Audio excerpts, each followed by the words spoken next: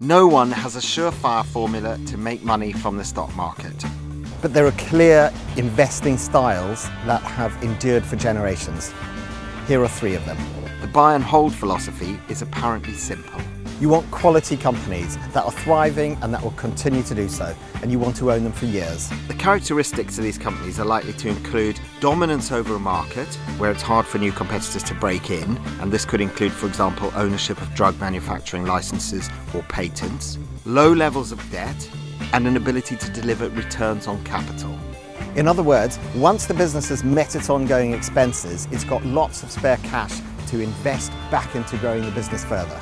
With buy and hold, you're not obsessed about the price that you pay for a company.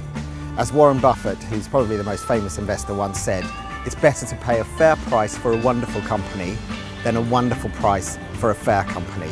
With a dividend investing philosophy, you're picking companies that reward their shareholders by paying out cash in the form of regular dividends. The principle is that you reinvest those dividends into more shares of the same company or similar companies, and they pay you more dividends, and so on.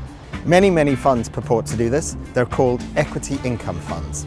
Good examples include Threadneedle UK Equity Income, CF Woodford Equity Income, and Schroeder Income. The passive approach is less of a style and more of a straightforward solution for those who don't know that much about investing and who aren't very confident or interested. This is what Warren Buffett, who's estimated to be worth 66 billion, recommends his wife do with her fortune once he's died. My advice could not be more simple. Put 10% of the cash in short-term government bonds and 90% in a very low-cost index fund. Low-cost index funds are better known this side of the Atlantic as tracker funds. They simply replicate the makeup of a stock market index, such as the FTSE, which you hear quoted each day on the news. The genius of Buffett's plan is its low-cost, stark simplicity. You get some readily available cash through the bonds, which are easy to sell. You also get a ready-made mixture of growth and income from the tracker fund. You may not do as well as some investors, but you'll do a lot better than many others. There are many brilliant books about investing, and these are 5 of my favourite. Some are very recent, some are very old.